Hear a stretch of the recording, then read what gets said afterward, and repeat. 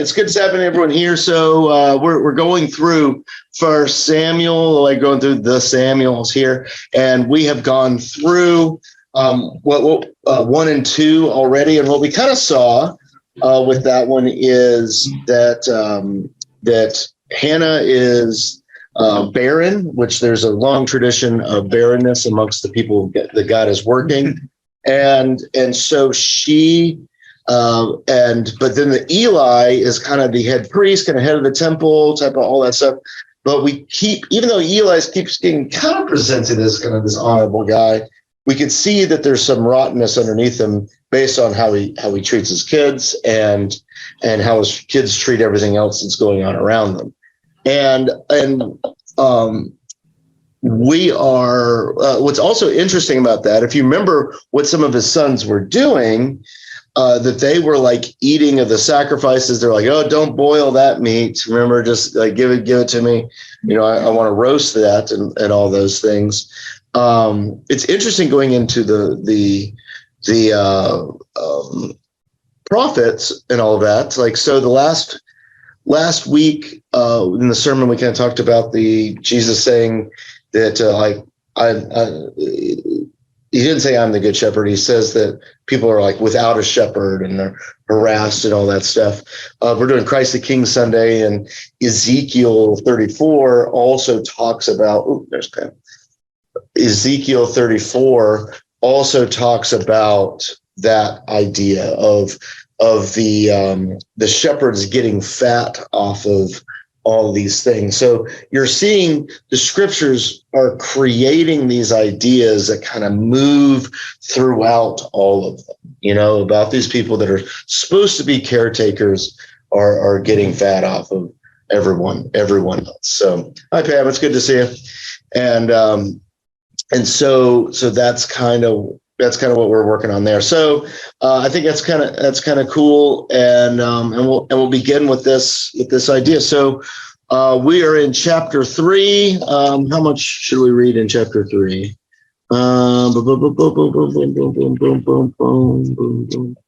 Really, all of chapter 3, like is kind of one story. So we'll listen there. So let's see. So we'll share the screen. Need to share sound, optimize for video. Hit this button. Okay. And here we go. Now the boy Samuel ministered to the Lord before Eli. And the word of the Lord was rare in those days. There was no widespread revelation. And it came to pass at that time, while Eli was lying down in his place, and when his eyes had begun to grow so dim that he could not see, and before the lamp of God went out in the tabernacle of the Lord where the ark of God was, and while Samuel was lying down, that the Lord called Samuel. And he answered, Here I am. So he ran to Eli. Here I am, for you called me. I did not call. Lie down again. And he went and lay down. Then the Lord called yet again, Samuel. So Samuel arose and went to Eli. Here I am, for you called me. I did not call, my son. Lie down again. Now Samuel did not yet know the Lord, nor was the word of the Lord yet revealed to him. And the Lord called Samuel again the third time. So he arose and went to Eli. Here I am, for you did call me. Then Eli perceived that the Lord had called the boy. Go. Lie down. And it shall be, if he calls you, that you must say, Speak, Lord, for your servant hears. So Samuel went and lay down in his place. Now the Lord came and stood and called as at other times, Samuel, Samuel. Speak, your servant hears. Behold, I will do something in Israel, at which both ears of everyone who hears it will tingle. In that day, I will perform against Eli all that I have spoken concerning his house, from beginning to end. For I have told him that I will judge his house forever, for the iniquity which he knows, because his sons made themselves vile, and he did not restrain them. And therefore I have sworn to the house of Eli, that the iniquity of Eli's house shall not be atoned for by sacrifice or offering forever. So Samuel lay down until morning, and opened the doors of the house of the Lord.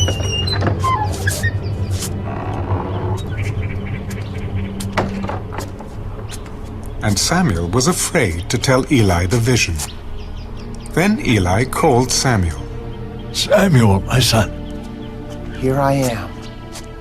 what is the word that the Lord spoke to you? Please do not hide it from me. God do so to you and more also, if you hide anything from me of all the things that he said to you. Then Samuel told him everything, and hid nothing from him. It is the Lord. Let him do what seems good to him.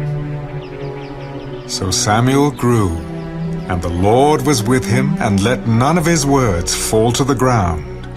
And all Israel, from Dan to Beersheba, knew that Samuel had been established as a prophet of the Lord. Then the Lord appeared again in Shiloh, for the Lord revealed himself to Samuel in Shiloh by the word of the Lord. Okay. And then the next verse kind of continues the idea. And the word of Samuel came to all of Israel. Okay. So what did you, this is kind of classic story here in this book, the kind of the call of Samuel here. So what kind of stood out to you? And were there, I didn't look at another translation of this yet, aside from the King James, were there any differences that should be noted? That one part of this one, I don't know. There was just some interesting word choices that I noticed. Just different words. This is pretty much same ideas. Okay, all right. So like that's, I don't know. So what stood out to you? What stood out to you? Which you thought was interesting. The Lord called Samuel 3 times. Yeah. Suddenly the 3 pops into place, and so yeah, it's I've said this a bunch, and I'll continue to say it. That's biblical numerology is important, but biblical numerology is also it's. I think the best way to liken it to things is using emojis on text messages. So if you use a firecracker at the end of the text message or something like that, like that's, you're not literally talking about firecrackers. You may be talking about a celebration or something like that. That's how the numbers work in the Bible. So you kind of have good numbers and bad numbers. 3 is definitely one of those that, we see it come in place with the tomb. Other 3s are escaping me right now. Peter denied 3 times. Peter denied 3 times. Yeah. So the 3 times with all that, which that's distinctly connected to Peter. Oh yeah, We'll have that. I think we'll have one of those sermons in the fall next year. Like that's. I just realized that there's a few people in this room that the charcoal and fish sermon hasn't been heard yet. Like that. That's one of mine that is it's good. And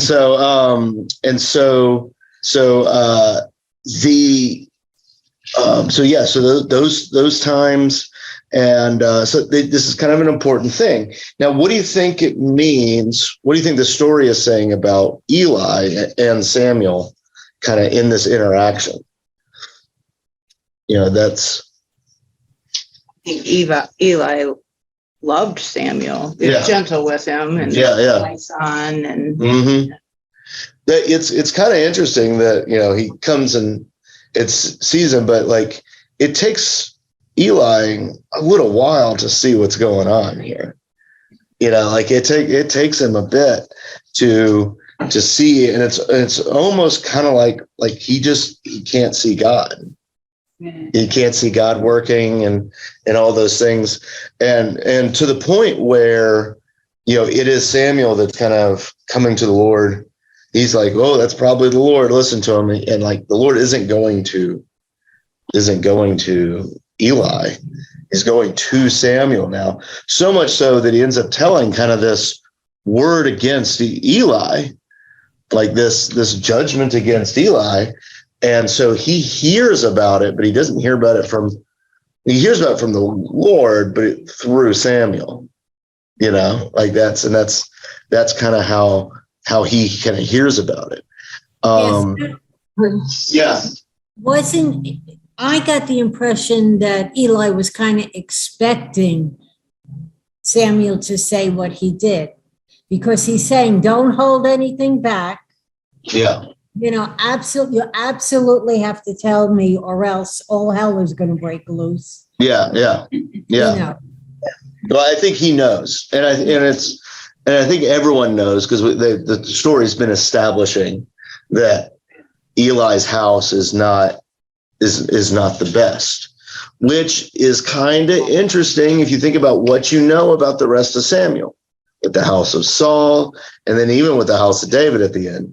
Like it all kind of descends into the same type of madness. That's I mean, you can see it. I like how the Bible Project sheets, which I have right here. Anyone needs one. The Bible Project sheets, they have these big lines going up, you know, up and down for Samuel and David. And it's almost like you can see that happening with Eli right here at the beginning too, which is interesting. Abuse of power. Yeah, abuse of power. Yeah. But realizing that it's not in good with God. He realizes it, and he realizes Samuel is. Yeah. So, okay, now the only way I'm going to hear is if I listen to Samuel. Yeah. First, the power kind of. Yeah. He has to step back, and Samuel. Yeah. And at the end of 2, that man came to Eli and told him he would be rejected. Okay. Yeah. That's right. So he's aware. Like the story's been setting us up for Eli knowing what's going on here. He doesn't seem to be fighting against it or, No. you know, doing anything about it. He's just like, okay, Yeah. I'm gonna be cut off forever. And so it's which that's an interesting thing. But so the something to remember about how Hebrew writes. I allude to this. I've been alluding to it a lot lately in like in sermons and things. But how Hebrew thought works is you really see it in the Gospel of John. It really comes out in John. The other ones, it's a little bit there.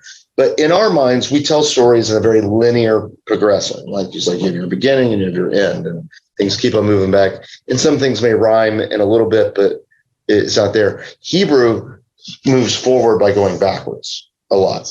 So yeah, it's very simple. If you read John, you see this really well. Like he just keeps going back and talking about things previously as they're progressing through the thing. A lot of the Old Testament's like that. That's why you read some of these things like, gosh, it's like, I feel like they've said this over and over again. If you've ever read anything of Luther's, especially like the Galatians commentary of his, he writes in the same way. Like it's just like, he keeps repeating himself. Well, that's the idea. Like as he's progressing, he keeps going back and going forward. So that's, we kind of see that, and I think how the story's setting up Samuel and Eli, we kind of go into the rest of the story here. So seeing things rhyme. What does in verse 7 where it says, "Now Samuel did not yet know the Lord," what does that mean? I mean, he obviously is living basically in the temple. Yeah. So, Yeah. I think it's, I don't really know what it means, but from this, I could say that he had not ascended to prophet status yet. Oh, okay. Maybe, Okay. where, because you have it at the end there that then it was established that he was a prophet. Was that verse 20? Yeah, it's towards the end. Yeah. So like that's, and so it could be saying there that this hadn't happened yet. Okay. Like that ascension. And it's interesting how the story, it's kind of setting all that up, because I had it underlined in chapter 3, verse 1, that it was the word of the Lord was rare in those days, and there was no widespread revelation. Like that. So it's kind of saying that there's this kind of quiet time and kind of going forward. I think it could just be continuing, like Samuel is in that too at this time. And then all of a sudden, like in like how Genesis does, like, just spirit was hovering over the deep, and then all of a sudden let there be light. They said, boom, Samuel type of thing. So that's, I think that's kind of interesting. My only thought was that when I read that Samuel was young and dumb. Not yet. Yeah. Well, scriptures were not available to read. Yeah. One thing. And if just an aside, did anybody watch Jeopardy last night? Yes. Yes. The last question was wrong. Yes, it was wrong. Oh, all right. What's the Hebrews. I'll know that one. Yeah. New Testament book, The Old Testament old epistle in the New Testament that had the most Old Testament reference. references. Hebrew. Oh, they attributed it to Paul? Yeah. Really? Romans. Yeah. Yeah. Well, I mean, we don't. That's something a lot of people think it's Paul. It doesn't sound like Paul though. Yeah. Like that. Like that's that's funny. That's funny. That instead the New Testament. Yeah. It would have made sense. Yeah. Because it. No. That's funny. That's funny. Yeah. Yeah. Yeah. That's funny. That's you guys are all talking. I'm not going to make any jokes. Not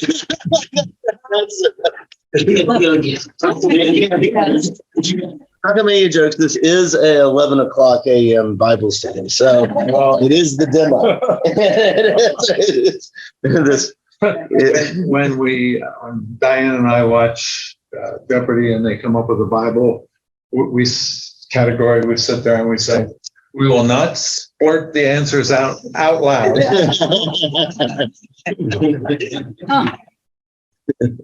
That's funny. Lest we be wrong. Unless we that's funny. That's funny. So all right, so let's continue on. Let's see here. So he grew. Okay, so this is also like a statement you're going to hear more. Verse 19. So Samuel grew, and the Lord was with him, and let none of his words fall on the ground. All that, but kind of that growing in stature and all that stuff. Like you'll see that. Yeah, that's like Ed just said about Jesus. You'll hear it as it's kind of continue talking about with the rest of these kings too. So, all right. So let's. How old about Samuel was when the Samuel? Did it say? Did it say? Did it say? I would imagine he's probably still a young boy, probably teens. It kind of sounds like. I mean, remember 13 is like an important. That's what I was thinking. Yeah. It's not He was not. He's probably not bar mitzvah yet or whatever. Right. Well, back in that day. right. So probably 11, 10, 11, 12. And we may get a clue to that here coming up. And so all right. So let's continue on with this story here. So we'll continue with chapter 4. I don't know where I'm going to stop. I may just stop at just at some point. So we'll see how we go. The death of Eli. Is verse 12. Yeah. Yeah. So, oh my goodness. I'll call him back later. This is important. Come back. Okay. Let's see here. All right. Chapter 4, verse 1. And the word of Samuel came to all Israel. Now Israel went out to battle against the Philistines and encamped beside Ebenezer, and the Philistines encamped in Aphek. Then the Philistines put themselves in battle array against Israel. And when they joined battle, Israel was defeated by the Philistines, who killed about 4,000 men of the army in the field. And when the people had come into the camp, the elders of Israel said, "Why has the Lord defeated us today before the Philistines? Let us bring the ark of the covenant of the Lord from Shiloh to us, that when it comes among us, it may save us from the hand of our enemies." So the people sent to Shiloh, that they might bring from there the ark of the covenant of the Lord of hosts, who dwells between the cherubim. And the two sons of Eli, Hophni and Phinehas, were there with the ark of the covenant of God. And when the ark of the covenant of the Lord came into the camp, all Israel shouted so loudly that the earth shook. Now when the Philistines heard the noise of the shout, they said, "What does the sound of this great shout in the camp of the Hebrews mean?" Then they understood that the ark of the Lord had come into the camp. So the Philistines were afraid, for they said, "God has come into the camp." Woe to us, for such a thing has never happened before. Woe to us! Who will deliver us from the hand of these mighty gods? These are the gods who struck the Egyptians with all the plagues in the wilderness. Be strong and conduct yourselves like men, you Philistines, that you do not become servants of the Hebrews, as they have been to you. Conduct yourselves like men and fight. So the Philistines fought, and Israel was defeated, and every man fled to his tent. There was a very great slaughter, and there fell of Israel 30,000 foot soldiers. Also, the ark of God was captured, and the two sons of Eli, Hophni and Phinehas, died. Then a man of Benjamin. Let's see. I'm deciding if we need to keep on going here.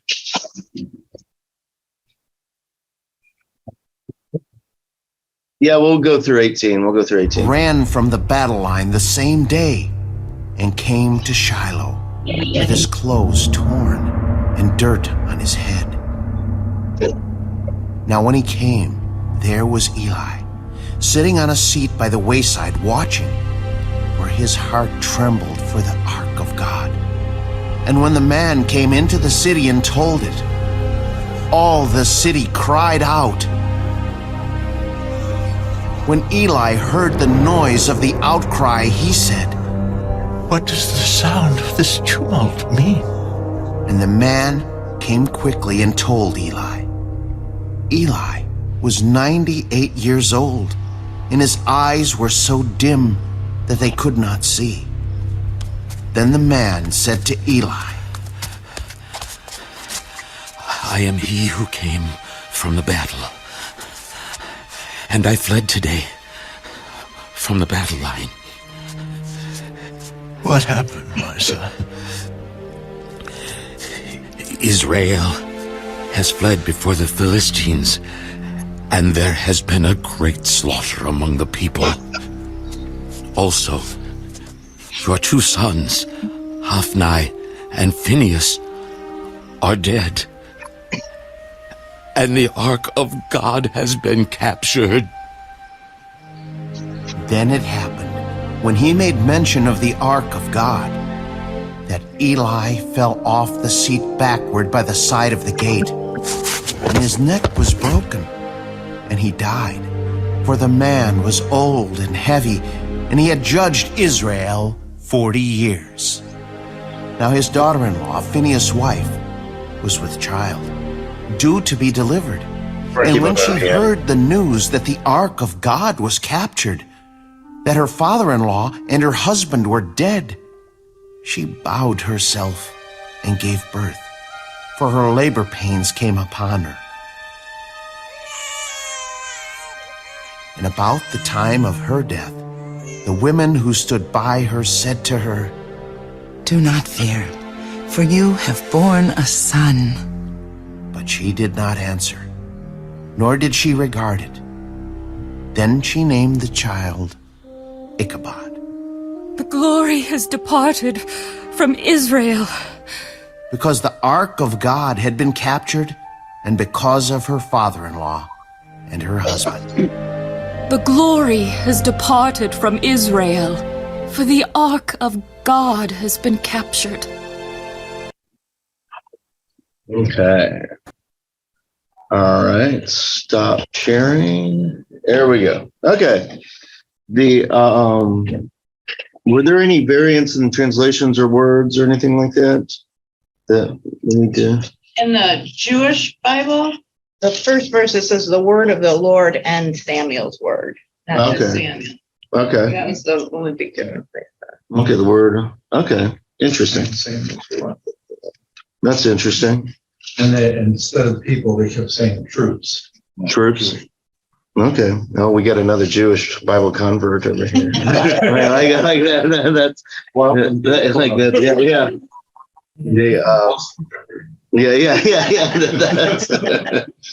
That's, let's see here. So, all right. I was trying to see if they said anywhere in here what Ichabod means. Yeah. They say, Did they say it there? What did it say? well, she said it, but it didn't say that it meant that. Oh, In the okay. Jewish Bible, Glory of the the Lord. glory of the Lord has departed from Oh, Israel. okay. Okay, so that's what it She named means. the boy Ichabod, meaning the glory All right, has saying, yeah. departed from Israel. All right, that's what I kind of thought. So that's quite the name to trial. Right? Like that's quite the name. The glory of the Lord is departed. Yeah, yeah. And so yeah. So I don't see how it translates, but. yeah. And so Elohim and. Yeah. everything. The notation yeah. I have, what would you say, Lee? the notation I have is Yeah. Ichabod Hebrew glory with a prefix of undeterminate meaning. Name probably means no glory. Okay. Okay. So, All right. Yeah, that's That what kind it says here. too. that kind of makes sense. That makes sense. Ichabod means no glory or where is glory. Yeah. Okay. Okay. So, what kind of stood out to you? What did you think was interesting about this? They decided to use God like a tool. Yeah. So they use God like a tool and the things of God like a tool. Like this I think is an incredibly important point. So they're worried about the battle and all those things. And so they bring out the ark. They bring out the ark to make sure that they win, right? Now, what was the Philistines' reaction to it? well, they were scared at They were first. scared, right? Still Yeah, they're scared about this. Like, they said, I was like, oh my goodness, God has come into the camp. That's verse 7, right? Like God has come into this camp, which is interesting. How are the Philistines looking at the ark? What do they say? There's classic word associated with it that I have in my head. Idol. An idol. An idol. They view it as an idol. And you look, and I think that's kind of the key to how we see that the Israel is using it as well. They're using it like an idol. They're like, oh, we can bring God out here. Like the ark was never meant to be that. Like and the ark was never meant to be that. And they bring it out there and so to destroy the enemies and nope. So they're using it as an idol. Yeah. But the Philistines but the Philistines used it as a rallying cry to boost their troops' morale, that they had to fight harder and stronger to defeat Israel. Yeah. So like, yeah. So it's this whole thing of idolatry. They're all looking at it from that. Philistines are using it to rally their troops, as Ed just said. Like it's this whole thing here, and I think we're starting to see this kind of idea. It's always been in the scriptures, but it's a good thing for us to sometimes we could turn things kind of into Lucky Charms. Like I need to have this in order for God to be with me, type of thing. Right. Yeah. Like, listen, stuff like that is fine to have, but it doesn't mean that God is with you or not. Like that's if you want to hold on to a cross or something like that, that's fine as like a remembrance that God is with you. But it's sometimes I think, and this doesn't really work one-to-one, but when sometimes people are like, I can't believe you would say that in church, and it's like, well, I mean, that's like it's all kind of the same. We have designated this place as important because we gather together here, and so like that's. But what you say and do, and I think this is kind of evidence of that too, where it's not. They've turned this all into like an idol here, and it all goes sideways for them right away. Like that's it. All goes sideways for them, and so much so that the Philistines defeat them pretty handily. That there was a great slaughter, is what it says here. Great slaughter. 30,000. Oh, so there's that 3 again. There's that 3 again, right? So like that's 3, and then all right. So talking about numbers, so you have those numbers that are important, like the 3s. It's kind of like those tend to be the ones around where God is doing things. It may not be the most positive or negative, but God is kind of evident in there in the 3s. And so whenever you see like 1,000 on top of something, that's it's kind of like exclamation points. So like you have like in Revelation, the easy one is the 144,000. Yeah, that's the easy one, because 144 is 12 times 12, 12 tribes of Israel, 12 disciples, Old Testament, New Testament, and then yes type of thing with the tens being multiplied on the end of it. And so you kind of have like, does this mean in like the emoji way, the 30,000, that it's like God had his hand in this, and we got some exclamation points at the end of it, and then you also see judgment come onto Eli's house and his sons die when his sons die there. So that's kind of interesting. What else did we see that was interesting here? There's a difference. There's a difference in verse 20 in translations. At least what I looked at. One verse says she's dying, and then I think the other one was more like she departed. But then she continued to talk about naming her son and so forth. Okay. Yeah. So it's the other translation said that she is departed. Does it have like a continuation of it? Like, because like the King James is what I'm looking at right now, or New King James, and it's like at the time of her death. So she's like on her deathbed. Right. That's what mine says too. Yeah. In King James. Yeah. NIV. In the NIV, it said as she was dying. Okay. All right. So there is a sense of like the continuation there. So like that's, yeah. All right. Like that. So you definitely see that as she's going there and naming her son, which I think we said like no glory, or like all that stuff in honor of the Lord going away from Israel. Because we got to remember, like every time they brought the ark out, all the times before it, God would provide them this great victory. That's all these things. And that's kind of the magic beans aren't working like they used to, like that's, and all those things. Let's see. Pastor? Yeah. Wasn't the loss of the ark a statement by God? It seems like the people have been abandoned, or at least he's not there for them. And they don't seem to know that. They don't seem to know there's something wrong. Yeah. With the temple. But when the ark is gone, that's like a slap in the face. Okay, now you see I'm not here. I don't like this. Yeah. Yeah. And I definitely think so. I think it's a multifaceted idea that's going on. One, I think it's a critique of their idolatry of how God works for them.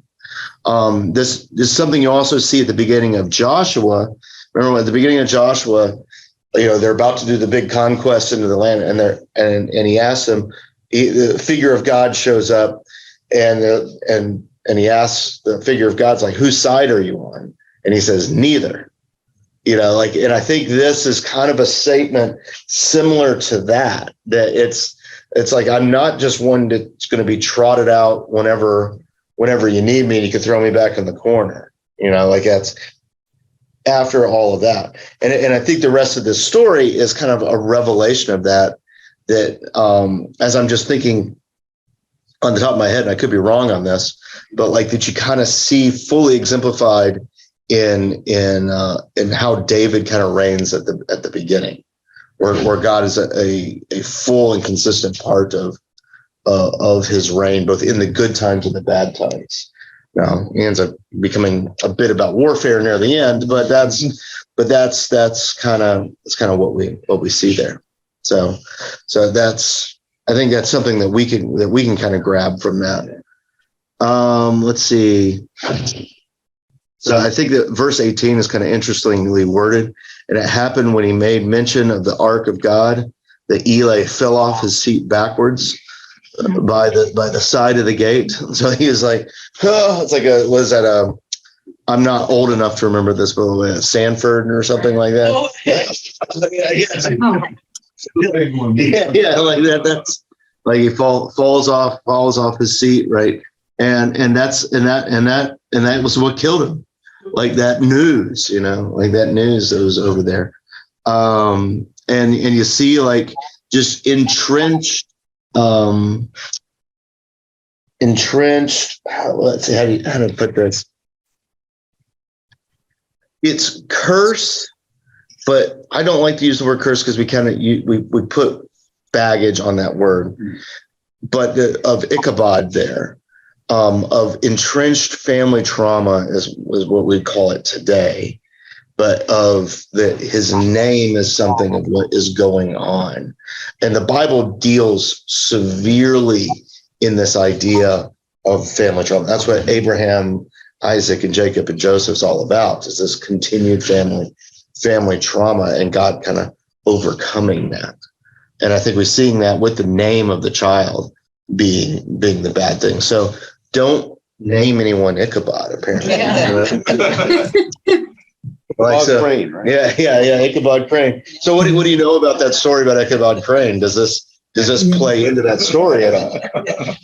Like that's like, so it's a lot of times poets and storytellers use these deeper meanings and things and to convey messages. So that's yeah. So all right, do we have so like verse 22, we'll just hit that again. And she said, the glory is departed from Israel, for the ark of God has been captured. Now, is that something she's saying? That's daughter-in-law. Yeah. That's like that. That's, and is the point that actually God's with Samuel, right? That it was never really about the ark. I don't know. Well, didn't he tell him in the previous chapter that he wouldn't have any descendants left? Yeah. It's a pair of them right there. Yeah, yeah. But he has a grandson. They make a buck. Yeah. Mhm. Yeah. That sounds like he's holding some trauma. Like that he's named in trauma. Okay, so well let's go on then. Let's see, it's 41. All right, so the Philistines with the ark. This is a fun story. So they've used it as an idol. So now the Philistines are going to use this as a way of saying that their God is superior. But Not too happy in the end. yeah, they're not too happy in the end. So like that's all right. Here we go. Especially for the readers of the Then the Philistines took the ark of God and brought it from Ebenezer to Ashdod. When the Philistines took the ark of God, they brought it into the house of Dagon and set it by Dagon. And when the people of Ashdod arose early in the morning, there was Dagon, fallen on its face to the earth before the ark of the Lord. So they took Dagon and set it in its place again. And when they arose early the next morning, there was Dagon, fallen on its face to the ground before the ark of the Lord. The head of Dagon and both the palms of its hands were broken off on the threshold. Only Dagon's torso was left of it. Therefore, neither the priests of Dagon nor any who come into Dagon's house tread on the threshold of Dagon in Ashdod to this day. But the hand of the Lord was heavy on the people of Ashdod, and he ravaged them and struck them with tumors, both Ashdod and its territory. The ark of the God of Israel must not remain with us, for his hand is harsh toward us and Dagon, our God.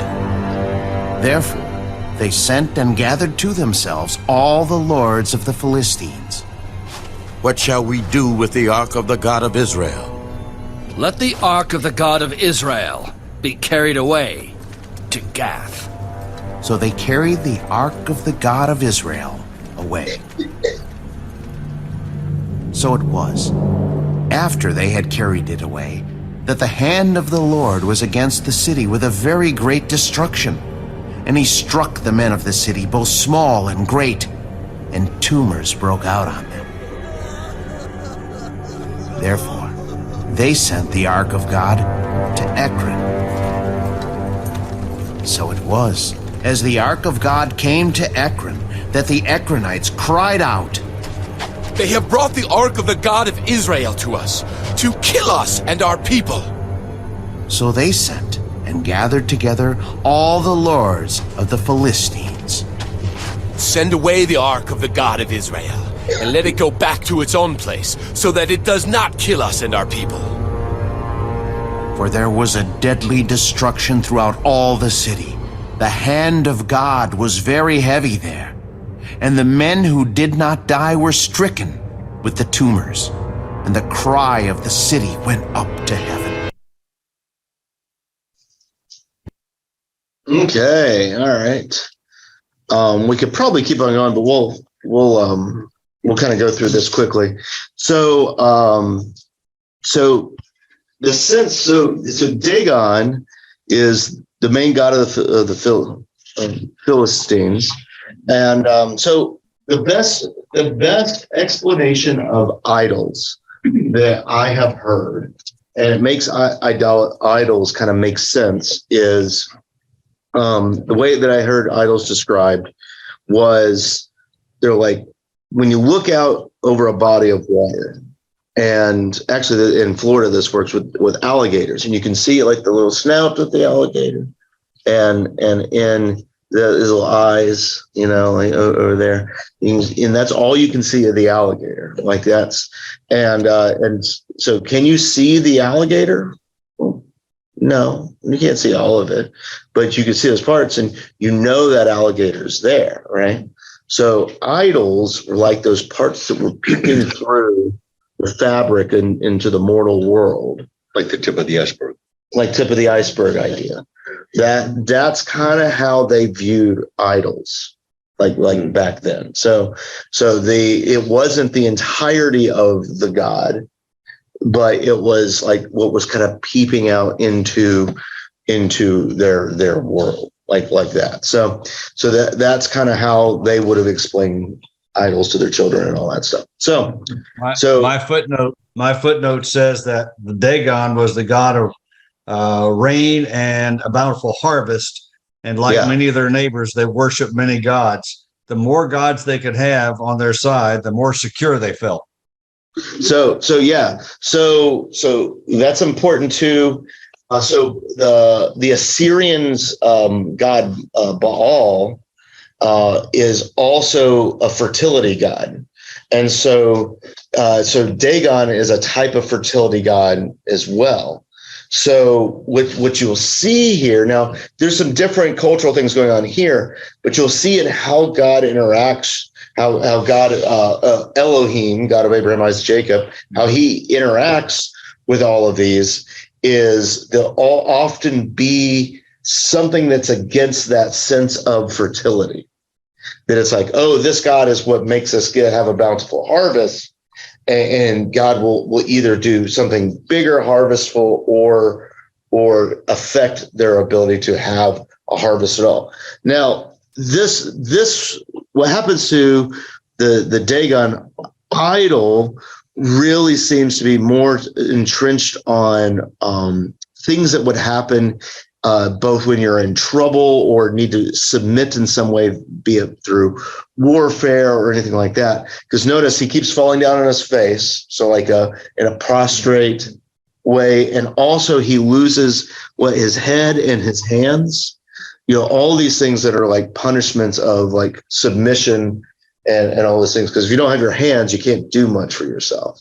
Type of thing. So these are all things that would have been done like in warfare and back in the time to make the losing side submit to your rule type of thing. And you kind of see that in what's happening to Dagon there, which I think is kind of interesting. Like it kind of helps see there. Let's see. Then they try to take it away. Now I missed this. They take it to Gath. They take it to Gath, and so my note to the Bible says that's about 12 miles east southeast of Ashdod, the city to which the Philistines first brought the ark.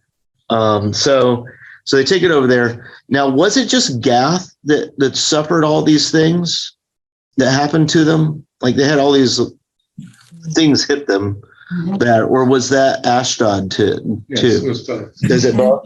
Too. Okay, all right. According to this Bible. Okay, so now, do you remember back in the previous chapter what was one of the big things why they were scared that the Israelites were parading out the ark? One of the reasons why they were scared. Well, they remembered about Egypt. They remembered about Egypt and the plagues. Mm-hmm. I think it's interesting that now has come full circle. That, yes, Israel was not good in treating the ark like an idol, like a lucky ark foot, but what happened in Egypt, it's like a mini version of what happened in Egypt, has happened to the Philistines here. That they probably should have never messed with it to begin with. So their own God is like being forced into places of submission and defeat, and then they are the very same thing that happened to Egypt is happening to them.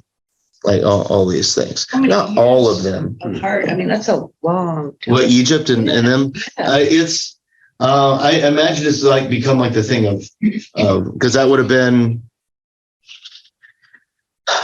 it would have been 40 plus the conquests and the judges, whatever that is. Yeah.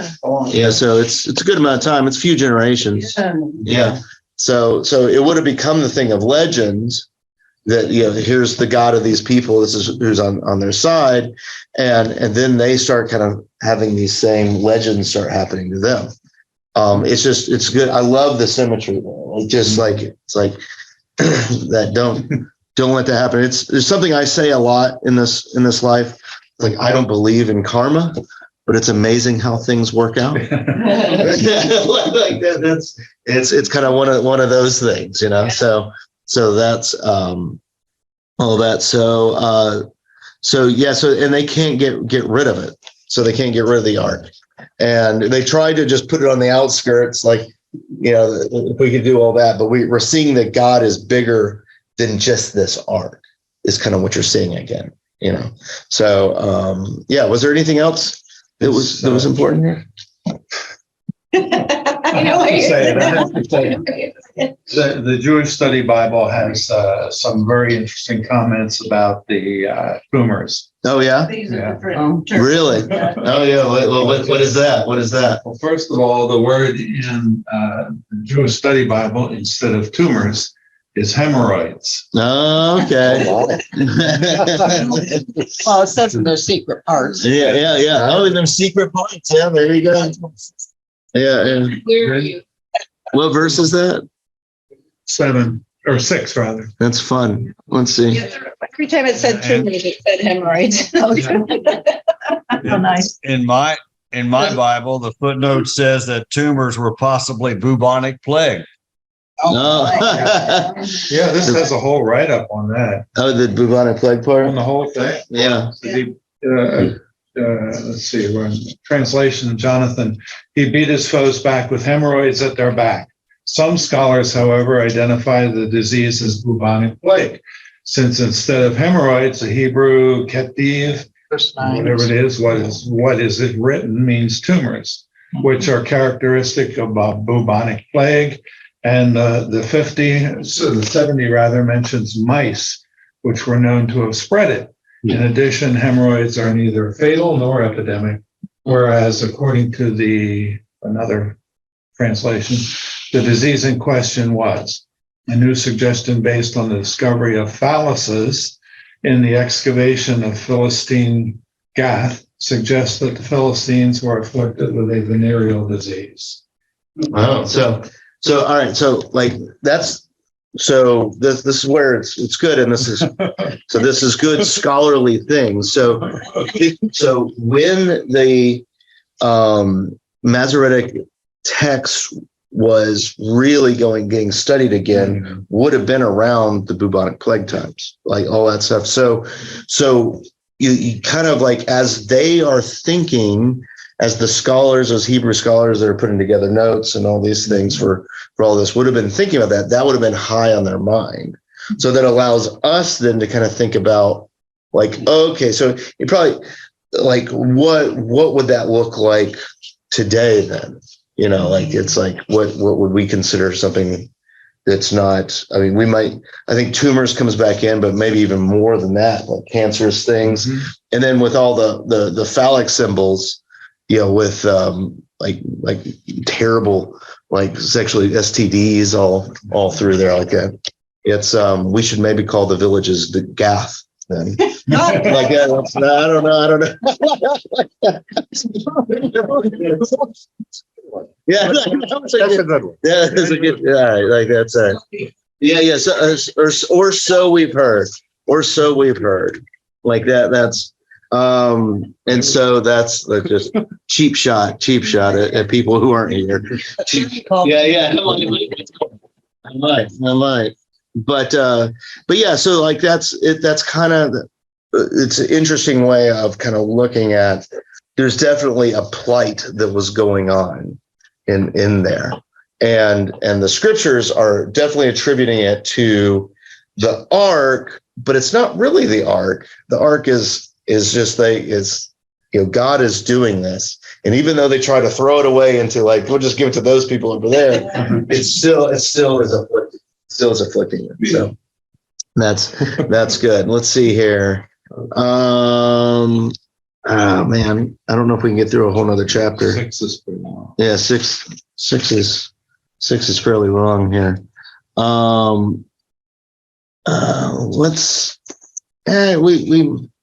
We started, let's get through 6 and then, or at least halfway through 6 or something like that. And, it's not that long. So let's get through 6 and then we can stop. All right, here we go.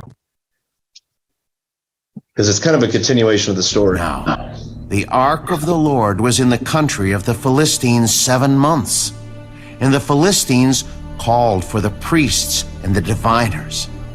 What shall we do with the ark of the Lord? Tell us how we should send it to its place. If you send away the ark of the God of Israel, do not send it empty, but by all means return it to him with a trespass offering. Then you will be healed, and it will be known to you why his hand is not removed from you. What is the trespass offering which we shall return to him? 5 golden tumors and 5 golden rats, according to the number of the lords of the Philistines. Nice. For the same plague was on all of you and on your lords.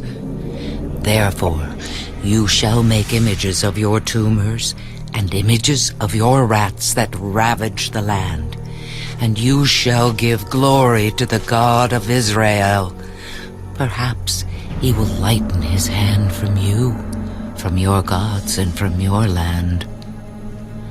Why then do you harden your hearts, as the Egyptians and Pharaoh hardened their hearts?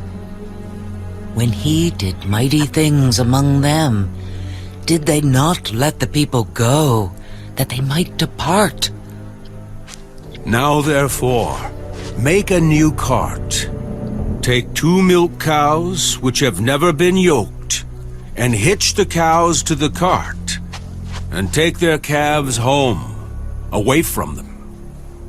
Then take the ark of the Lord and set it on the cart, and put the articles of gold which you are returning to him as a trespass offering in a chest by its side. Then send it away and let it go, and watch. If it goes up the road to its own territory, to Bethshemesh, then he has done us this great evil. But if not, then we shall know that it is not his hand that struck us. It happened to us by chance. Then the men did so. They took 2 milk cows and hitched them to the cart, and shut up their calves at home. And they set the ark of the Lord on the cart, and the chest with the gold rats and the images of their tumors. Then the cows headed straight for the road to Bethshemesh, and went along the highway, lowing as they went, and did not turn aside to the right hand or the left. And the lords of the Philistines went after them to the border of Bethshemesh. Now, the people of Bethshemesh were reaping their wheat harvest in the valley, and they lifted their eyes and saw the ark, and rejoiced to see it. Then the cart came into the field of Joshua of Bethshemesh, and stood there. A large stone was there. So they split the wood of the cart, and offered the cows as a burnt offering to the Lord. The Levites took down the ark of the Lord, and the chest that was with it, in which were the articles of gold, and put them on the large stone. Then the men of Bethshemesh offered burnt offerings, and made sacrifices the same day to the Lord. So when the 5 lords of the Philistines had seen it, they returned to Ekron the same day. These are the golden tumors, which the Philistines returned as a trespass offering to the Lord. 1 for Ashdod, 1 for Gaza, 1 for Ashkelon, 1 for Gath, 1 for Ekron. And the golden rats, according to the number of all the cities of the Philistines belonging to the 5 lords, both fortified cities and country villages, even as far as the large stone of Abel, on which they set the ark of the Lord, which stone remains to this day in the field of Joshua of Beth-Shemesh. Then he struck the men of Beth-Shemesh because they had looked into the ark of the Lord. He struck 50,070 men of the people.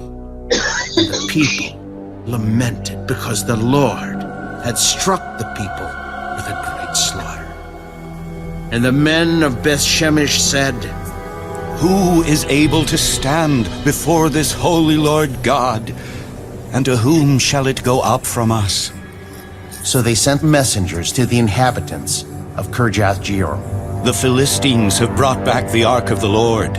Come down and take it up with you.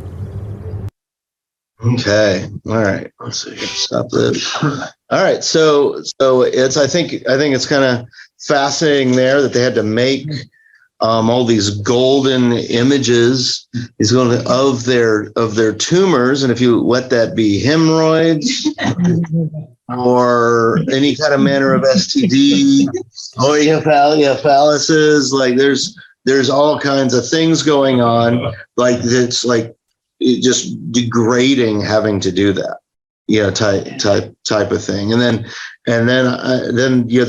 then also the golden rats were interesting. Like I could definitely see a bubonic plague connection with that. Like you can definitely see that where people would have realized that, and so then and then all the things. I like that one part. Was it verse 9, the end of verse 9, where it says, we'll do all of this, and if it doesn't go according to all this, we know this all just happened by chance. And so they get the cows together, they had their calves like up, and it said that they were lowing as they continued on, so it's all these things that it sure looks like the Lord had his hands in it there. And you kind of get to the point where all these things, it leaves the people where they realize the power of the God of Abraham, Isaac, and Jacob, the God of Israel, when he's like struck the 50,000 and 70 men and people, and lamented the Lord and struck them with slaughter. Like let's see, where did I see it? Let's see. Okay, the men of Beth-Shemesh said, who is able to stand before the holy Lord God, and whom will go up from us? Like, so like that's, so that like who will be able to stand, and kind of end up there and all that stuff. So we're kind of out of time, but does anyone have anything else from this section? Kind of went fast through it. But I definitely think it's interesting the price that they had to pay is to make golden idols to their own infirmities. Like that's very interesting, and so you can let your mind kind of think about those things, as we kind of move forward into there. And that it makes me kind of think of like the cross of Jesus, that he kind of took on all those infirmities too, and like it was kind of like blatantly in front of everybody there. So that's But they didn't have anything else better to do than that. Well, I think Waste of time. like that's why I think it's just that. I think it's just that whole sense of kind of making them pay. Like that's, I remember I had a friend that was a canine cop for a while, and the dog was peed in the truck. And so he pushed the dog on the side and like wiped all the pee with the dog, and it was just that sense. And that's kind of what we're getting here too. It's like your infirmities. Well, and that's like, he did that with the dog because the dog was establishing dominance in the back of the truck. And, and that's, it's, remember pack hunters. That's what dogs are. And so like he had to establish dominance over the dog. Was there any significance about the large rock? Was that like when you see the large rock? Okay, yeah. So there's a lot of times especially in these stories here, where something important will happen and they will place like a pillar of stones, a pile of stones, and they'll often say like, and that pile is there to this day, type of thing. And that's all to make that story into a story of legend, that as to commemorate as people walk by, monument, they'll remember what's going on there. And you can see there's a bunch of those in all these stories, and we'll have more of them. So that's good. That's good. Chris, what did you think about on verse 2 with the Palestine? They called the priests and the diviners. Who are these priests and diviners? It would have been their like priests of like Dagon. Of their gods. Yeah, of their gods. So because that similar language is used, especially in the King James, of the priests and magicians and diviners of that were in the courts of Egypt too, with Pharaoh. Told them what they had to do to send it back. Yeah. Israel had nothing. So just like I remember, like this is it's actually good. Like bringing this up. Remember that Egypt's priests, when Moses was in there, they were able to make their staffs into snakes. Right, they're able to make, and then Moses' staff became a snake, and then ate up the other ones. So like you can kind of see it's a very similar idea. They're still looking for a way out. Yeah. So like I think God is just he's using them as vessels type of thing. So yeah. I thought it was interesting too, because it says in 15 that the Levites took down the ark, which would have been appropriate because they were the priests, but yet he killed all the people because they didn't treat it right. And in the Jewish Bible in 15, it says this verse was probably a late addition to accommodate priestly norms. Okay. All right. So and Josephus does not mention Levites in his recount. Oh, really? Yeah. Okay. So let's talk about the Bible for just a few minutes here. We'll see how many people's faith I can mess with today. So it's so that kind of readings right there is something that the LCMS is pretty strong on the rejection of. So that's you've heard of like historical critical things and all that stuff. That's they're like, oh yeah, these things were written by like all of that, all those things. I'm not as strong on those on whether or not they're there or not, or should be, or anything like that. But there are definitely ways that people think that the Old Testament was written, that stuff was added in later, and all these different things like that. Now, here's how I look at it. I think that that this stuff in here is inspired. I also think that inspiration still happens to this day. And so I think that if you've ever had one of those conversations with a friend or someone, and you just felt like, I don't know how I said those words, but they were encouraging and all those things, I still think the Spirit still works in us today. I don't think we should write that down and read it in church, but that's because the church has gathered together and established the books in here and said like, hey, this stuff's important. This stuff's important. And so whether or not things were added or not, what we know about the Old Testament is during the captivity is when the Old Testament, a lot of it was put together. And it was fragments and different things. That's when the Babylonian captivity, when all this stuff really came together. It's no different from the Reformation. The Catholics have the Apocrypha.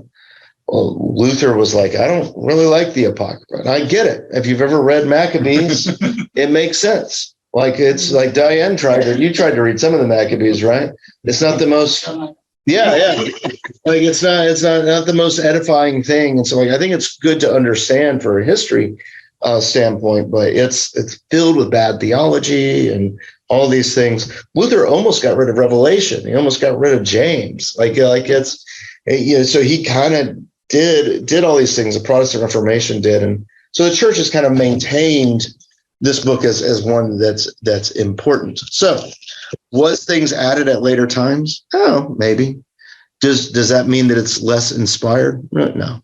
But didn't the Dead Sea Scrolls kind of verify mostly what's been in the Old Testament? Yeah. And they're practically the very same thing. Yeah. And so the Dead Sea Scrolls, though, those were the Essenes, and those were a community that was had worked more closely in Jesus' timeline than before that. So that they would have had kind of all that.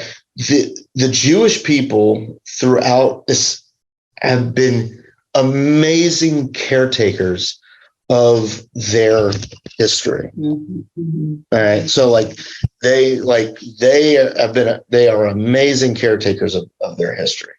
And so like that's one of the reasons why the Dead Sea Scrolls, because everything we had before the Dead Sea Scrolls was from like after Luther that was written down, because stuff just didn't last very long. And the only reason why it lasted in the Dead Sea Scrolls, and I don't know, have you guys ever seen the Dead Sea Scrolls? Oh yeah, like they're just little fragments, and they're still working on. Yeah. And so they're putting all that stuff together.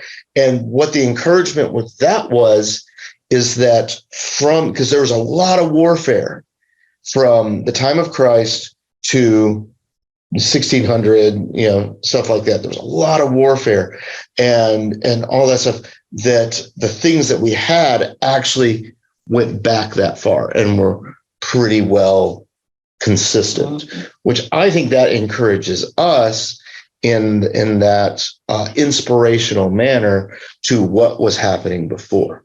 So if something was added about the Levites and having that Levite succession and like all those things, like that's fine. At the end of the day, it doesn't add a ton or take away a ton. And I don't think it should bother you. Occasionally Mark and I talk about, because he and I write all our sermons together, and sometimes he'll write and I'll write. I'm like, someday, 100 years from now, someone's going to look at our sermons. They're like, I think there were two authors here, and that's kind of like that. There was one that was much more chaotic than the other, like and all those things, So and so like this stuff doesn't bother me. I think like with anything, you got to look at it and go, I agree with that. I don't so much agree with that. And so when it comes to the variants, you're going to get that. So the reason why I had to talk about that is we tend to be afraid of the variants in the Protestant churches. Don't be afraid of them. Don't be afraid of the variant readings and if things are added. The reason why the Jewish Study Bible mentions them so much is they are unafraid of them. Yeah. Like they are unafraid. And so they are unafraid of almost anything. And so it's definitely a different perspective inside of there. So yeah. So if you have any questions about any of this stuff, just come and talk to me. I have an atypical view of all of this, but I have a high inspiration view. But I also don't think this thing just fell out of heaven, like just all of a sudden Bible, like that's not the history of this book. So, but yeah, but it's great. Let me say goodbye to the YouTubes, folks. So thanks for everyone for joining us and listening to my heresy today. Yeah, and we'll see you later. All right, so.